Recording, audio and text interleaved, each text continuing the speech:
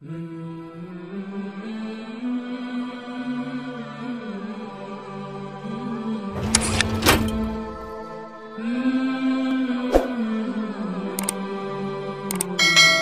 اللہ الرحمن الرحیم۔ ایک ضروری گزارش جو میں اپنی ینگ جنریشن سے کرنا چاہتا ہوں، میں یہ نہیں چاہتا ہوں کہ نیو ماڈل دور ہے، نیو ماڈل چیزوں کا استعمال ممنوع ہے، لیکن جس قدر موبائل میں، جس قدر نیٹ میں، جس قدر فیس بک میں، جس طرح گوگل میں ہمارا نوجوان مصروف ہے اور جتنی گندی سٹوریاں اور کہانیاں 2-4 گھنٹے اس میں لگاتے ہیں، تو میں ان سے گزارش کروں گا کہ دیکھو تم محمد رسول اللہ کے روحانی بیٹھے ہو، اللہ کے بندو اس کے اوپر اتنا وقت نہ ضائع کرو۔ اللہ کا قرآن کہتا ہے کہ ان الذین، خصوصاً ہمارا میڈیا ہمارے نوجوانوں کو فحاش عریان بنانے میں بہت گھٹیا کردار ادا کر رہا ہے، اور اللہ کا فیصلہ ہے۔ دیکھو ہماری فوج پہاڑوں کے اوپر حضرت لڑ رہی ہے اور وہ بیچارے دہشت گردی کو ختم کرنے کی کوشش کر رہے ہیں، لیکن کبھی سوچا کہ ایک دن بند کرتے ہیں تو ایک طرف پھر شروع ہو جاتی ہے،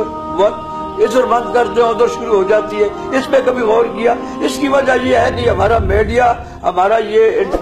پرنٹ میڈیا ہو یا الیکٹرانک میڈیا، یہ دونوں لگے ہوئے ہیں ہماری مسلم ینگ جنریشن کو عریانی اور فحاشی کی طرف۔ تو اللہ کا قرآن کہتا ہے ان الذین، جو لوگ یحبون، یہ کرتے ہیں، چاہتے ہیں، ان تشیع الفاحشہ، کہ یہ بے حیائی پھیلے، فی الذین آمنوا، ایمان والوں میں، تو اللہ فرماتے ہیں لہم عذاب علیم فی الدنیا والآخرہ، ان کو دنیا میں بھی عذاب ملے گا اور آخرت میں بھی عذاب ملے گا۔ تو جب اللہ نے کہا کہ میں دنیا میں بھی عذاب دوں گا، تو یہ جو ہمارے ہاں مسائل حل نہیں ہوتے، یہ بھی تو عذاب ہے نا، کیونکہ ہم عریانی اور فحاشی کو پھیلا رہے ہیں، اور ہمارا میڈیا اس کے اندر آپ ہفتوار ان کا جو آتا ہے میگزین، اس کو دیکھیں کس قسم کے گندے فوٹو ہوتے ہیں۔ تو یہ اللہ کے عذاب کو ہم خود دعوت دے رہے ہیں، اس کی طرف ہم توجہ نہیں دیتے، جس کی وجہ سے ہمارے ہاں یہ جو ہے امن آنے میں دیر ہو رہی ہے، کیونکہ ہم اللہ اور اس کے رسول کی حدوں کو توڑنے میں بے پرواہ ہو چکے ہیں اور اللہ کی غیرت کو چیلنج کیا ہوا ہے۔ تو اس لیے میں عرض کروں گا